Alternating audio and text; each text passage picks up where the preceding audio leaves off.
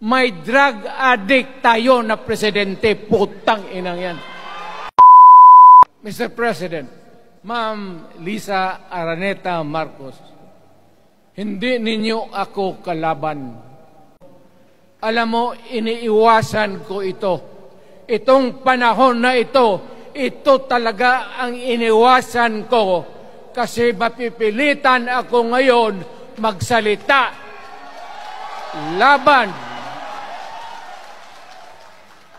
ng mga tao sa gobyerno. Mr. President,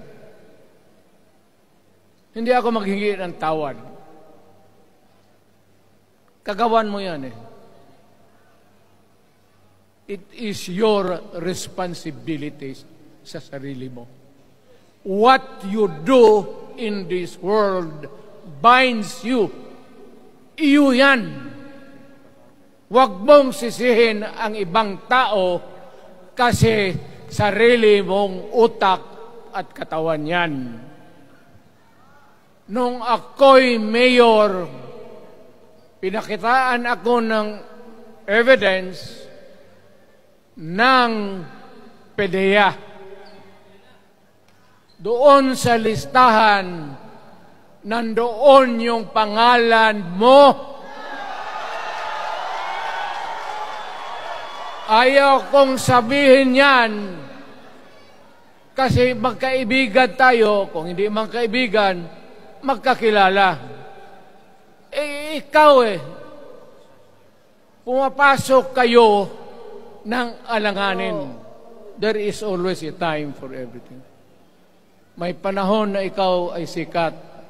Sa ayaw mo at sa hindi, may panahon ka talagang bababa dyan sa Malacanang. Demokrasya tayo, Mr. President.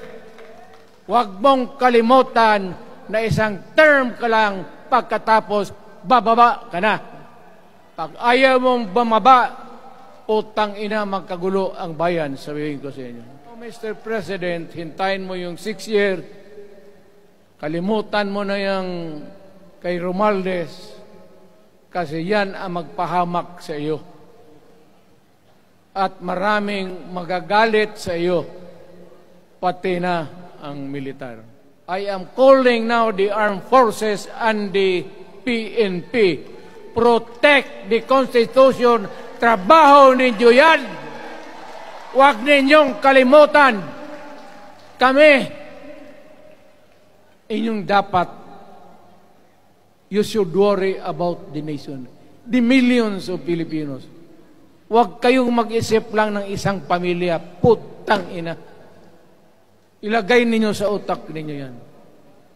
Bahala kayo. Balang araw, magsisihan. Kayong mga military, alam ninyo yan. Lalo na yung nasa Malacanang. Alam ninyo. The armed forces of the Philippines, alam ninyo.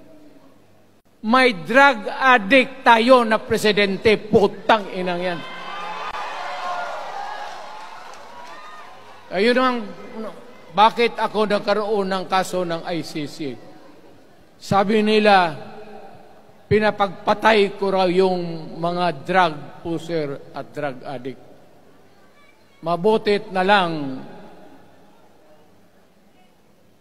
wala na ako sa pwesto